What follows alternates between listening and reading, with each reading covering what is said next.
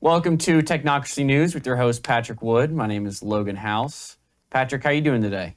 I'm doing great. Here we are, a new week. It is a new week. We got a few stories to go over today. First off is arch technocrat, the strange story of Peter Thiel, who we've talked a lot about. And then next story follows along with him, with his company Palantir Partners with Anthropic's Claude AI. Am I saying that right? You bet. And AWS to process secret government data. And then we're going to try to get to brace yourself. Here comes the Trump-sponsored carbon market and the CDC planned quarantine camps nationwide.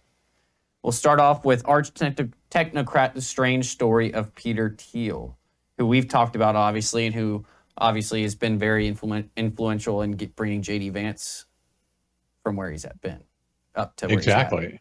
Exactly. And this is a story that's going to keep on giving, I think, over time, because I'm certainly not done with examining Peter Thiel and his business interest and his genesis in the first place. And I want to understand his mind. And anyway, we're on that trail right now. But this story, this was penned by my friend James Corbett of the Corporate Report. I say he's a friend. He's a libertarian. I don't agree with that, but nevertheless, he's a great researcher. He drilled into Peter Thiel's history. This story is spills the beans on a lot of stuff. But the key thing here about Peter Thiel is that he's simultaneously attached himself to the deep state and to the populist movement, both. This seem odd to people, but he's definitely in that mode where he's connected to all the governments of the world, all the intelligence agencies of the world, all the militaries of the world, etc. And yet he's been part of the populist movement because he attached himself to Trump along the way, a few years ago, actually. Technocrats often masquerade as libertarian. This guy is not a libertarian in any way, shape, or form, but he kind of says he is, but there's no resemblance whatsoever. Sometimes technocrats masquerade as conservative as well. You'll find as you look at this guy, he's not conservative in that sense at all. He also just incidentally has Asperger's syndrome, which is part of the autism spectrum. He's obviously high functioning, but he's a brilliant guy, as a matter of fact. But it's just interesting to discover what makes this guy tick. One article in the Intelligencer he described him as the cult leader of the cult of disruption. And it also said the world is his chess game, and winning at any cost is his only goal. You know, you have to shake your head here. What's going on here with Peter Thiel? You know, obviously, he's a brilliant guy. He's been in business for at least 20 years now, over 20 years. And yet, we find, looking into his history, here's the guy who basically set the tone for Silicon Valley in the first place. Lots of his policies that he invented back in the early 2000s are with us all over Silicon Valley at this point.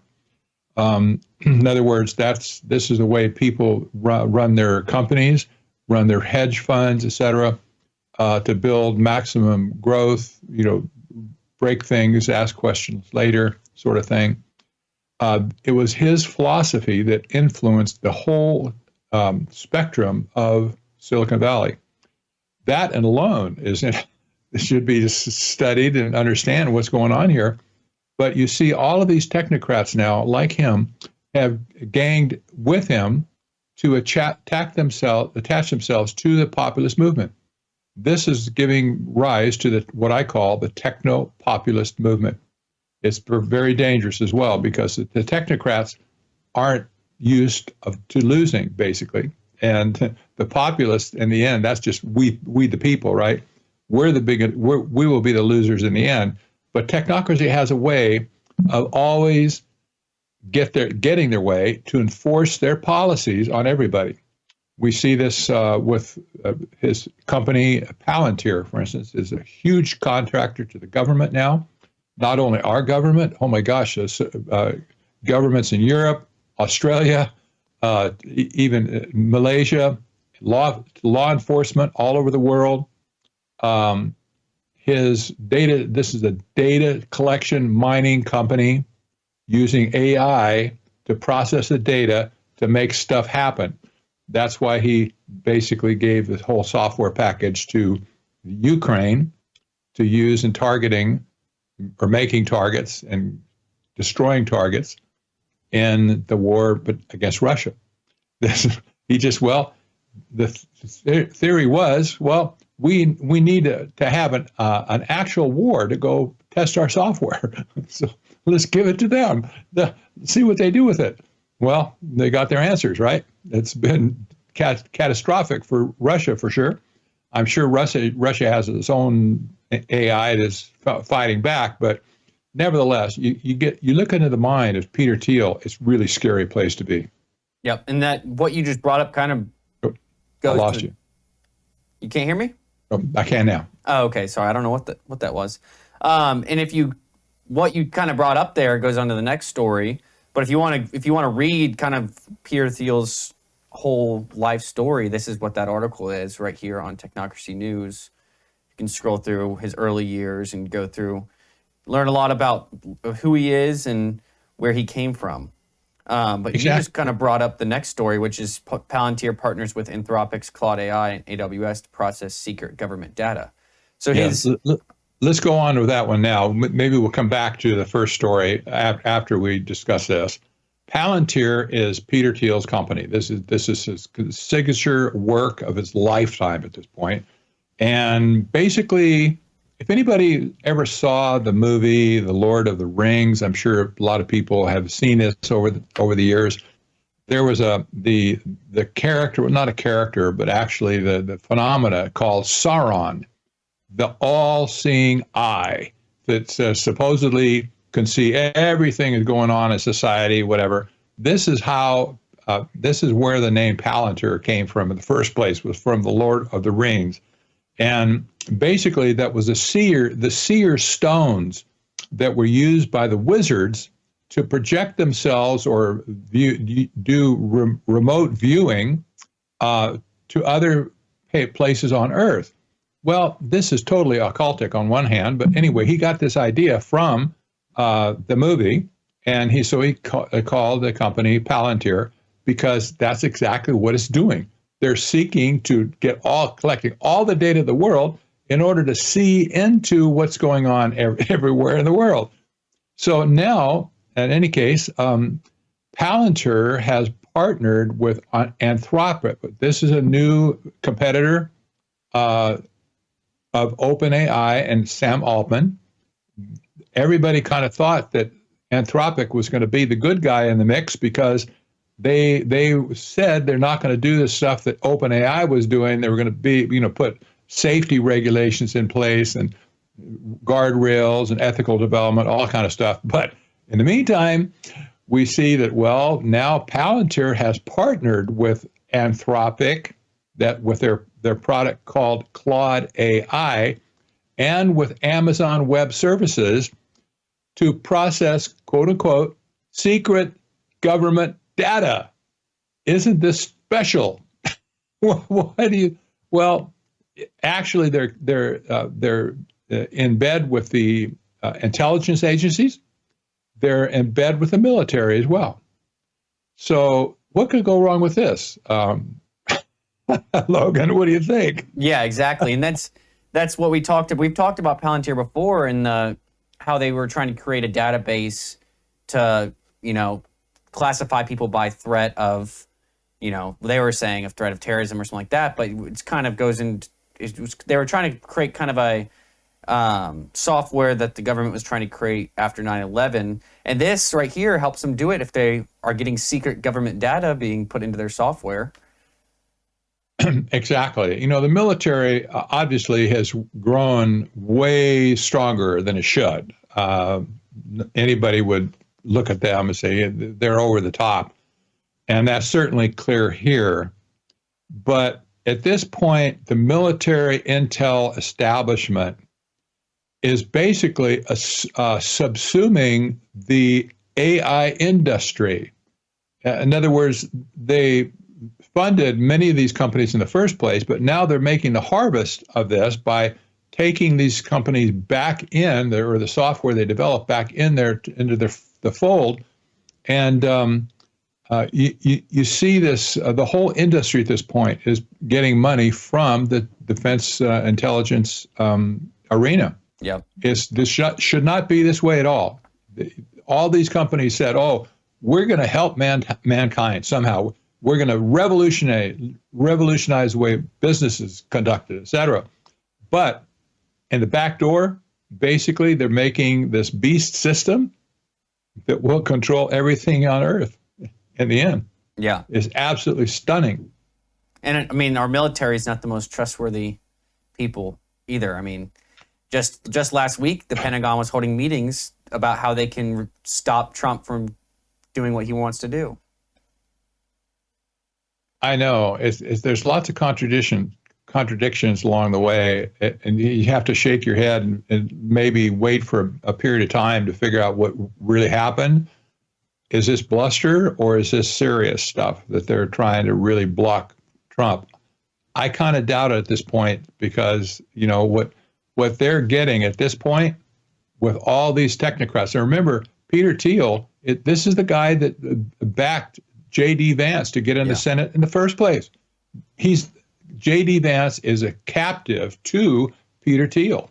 Do you think that Peter Thiel will have an end to get further contracts with the government? You bet he will. This is what investment is about. You get a return, and you have to get a return, or you don't play the game with it anymore. So anyway, it's going to be interesting to see how Peter Thiel is going to get big bucks out of the government, and in the meantime, satisfy his lust to dominate. I see this concept come and play in every article that I've read on him so far. He's a guy who likes to play chess. Life is like a chessboard for him. He plays business like a chess game, and he wants to dominate the playing board. Period. And it's not that he wants to get rich. He's plenty rich already, but he wants to dominate. This is, I think, is this driving passion, this driving life force is to dominate whatever he goes after. And if he gets his way in the end, if he's dominating our government to get his way with all the intelligence community and military community, we're all in big trouble. Yep. Yep. Well, we are at a break, so we have to come back here in just a few moments and pick up where we left off.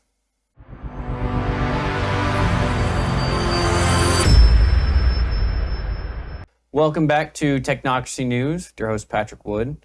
We left off talking about Palantir and Peter Thiel, and we're going back to the first story now, talking about who is Peter Thiel and where did he come from. And you wanted me to pull up this graph here showing kind of the birth of all these technocrats and how they're all connected, correct? Well, exactly. This is the crowd that's referred to as the PayPal mafia. That there was no mafia, but that's what they called themselves because they were nerds and they dressed up looking at the mafia, but they weren't mafia per se. But this is the crowd that was with PayPal and Peter Thiel back in the day.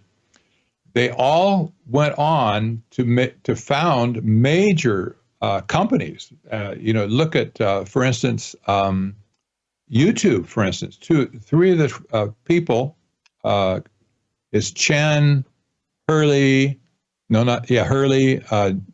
Kareem, and Bothy. they were the co-founders of YouTube. How about Yelp? Yelp is that's a huge organization, obviously. LinkedIn is another guy.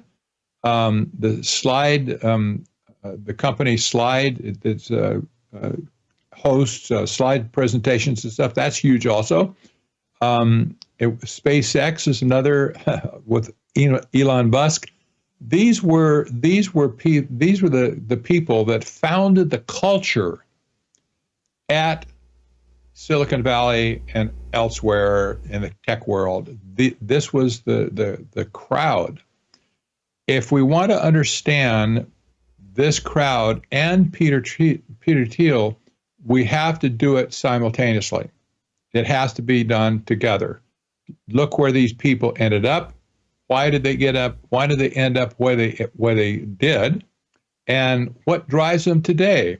What philosophy of business do they have? Why are they doing disruption for the sake of disruption? Well, these answers, there's answers to this, but it's not clear sometimes when you just look at the surface of it. But we're dealing with a big topic, and Peter Thiel is the guy that has the outside or undue influence over the whole mob at this point. Yep. Yeah. And this is the picture. I didn't even realize that the picture of this article is them, correct? It is. That's the mafia. That was a picture that kind of, they were spoofing there, right? They set the whole thing up, and they dressed up a little bit. They were all nerds, they all wore t-shirts, jeans most of the time, cut-offs or whatever. But they staged this picture to kind of look like the mob. And so it's kind of funny in a way. But this description stuck. People just went nuts over it, and that's the PayPal mafia, so big joke, Yeah. But today it's not so funny where it all ended up. Wow. Do you want to touch on anything else in here before we go to the next one, or? No, let's move on. All right. The next story is brace yourself. Here comes the Trump-sponsored carbon market. What is this all about, Patrick? Well, carbon trading has been a big thing in the past few years. This was sprung out of the Agenda 21 years and the 2030 Agenda years with climate change policies, sustainable development policies, and so on.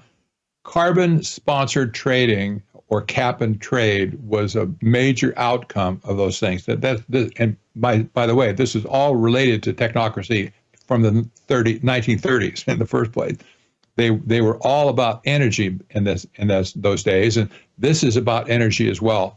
The carbon trading market, as it says. Mm-hmm. And all of a sudden, we find that Trump has kind of surrounded himself with people who were instrumental in developing that carbon trading market in the first place. And so these are people that are going to make decisions on who gets appointed here and where, whatever. Especially one guy named Howard Lutnick, who happens to be the co-chair of Trump's transition team. Well, isn't that special? It's like, okay, so what is this guy going to do vis-a-vis carbon trading? And this is a little bit difficult to explain. There's a clip at the bottom of this by Elon Musk. It's very short, but let's just play that and let people see for themselves what this whole thing is about. All right, here we go. I mean, my top recommendation, honestly, would be just to have a carbon tax.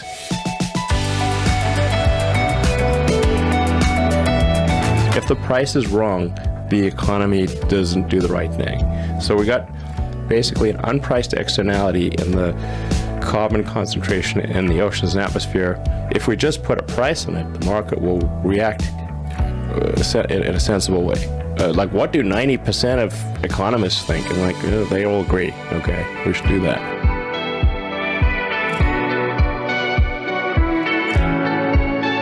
You can make this a non-regressive tax. You could say like, okay, well, what if somebody's like driving around a lot and they're low income? It's like, hey, great, give them a rebate. And by the way, SpaceX will be paying a carbon tax too. And it's not like we shouldn't have carbon generating things. It just, should be a price on this stuff. There you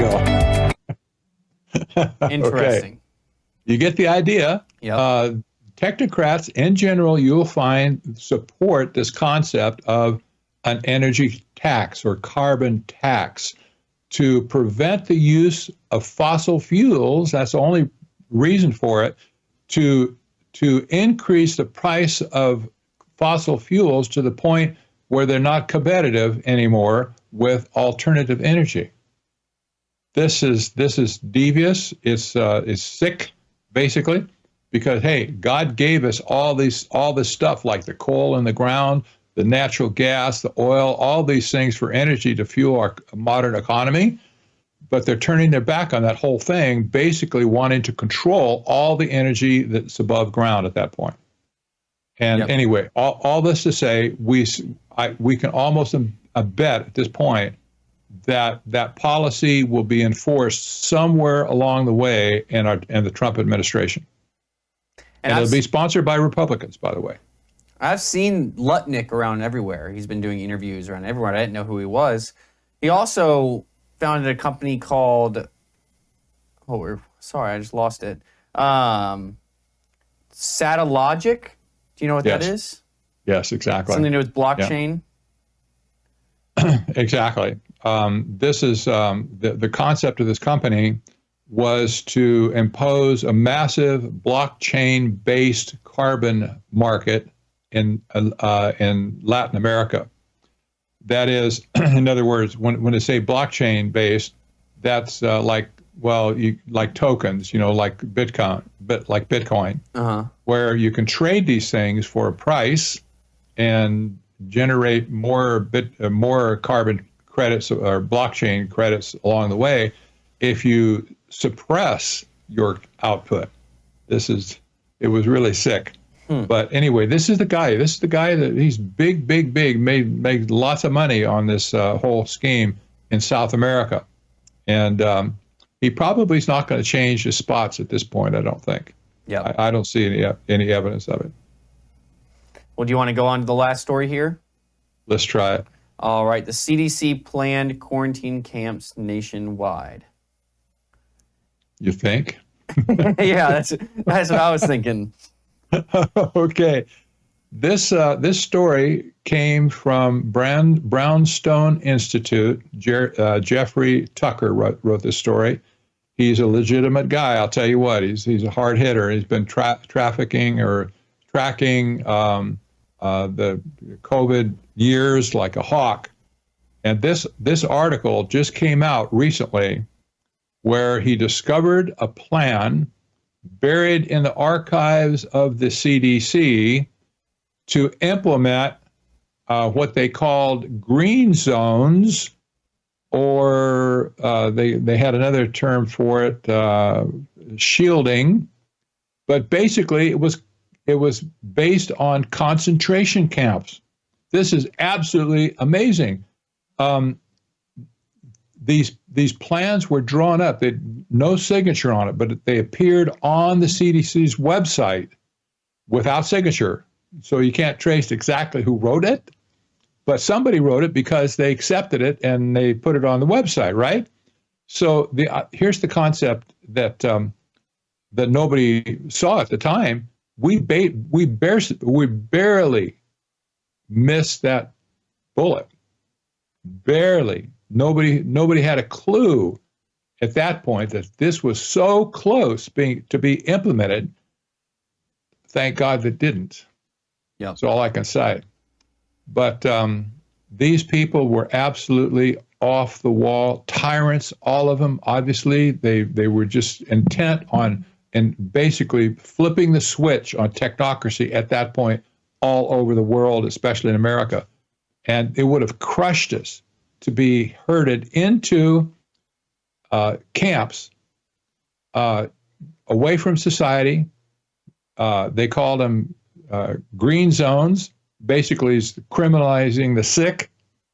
They talked about physically separating high-risk individuals from the general population. This is so sick. You just wonder what were they thinking. But let me tell you this as we close this. These people, whoever they are, they're still there. Yep. This is the first takeaway. What's going to happen in the future? Nobody.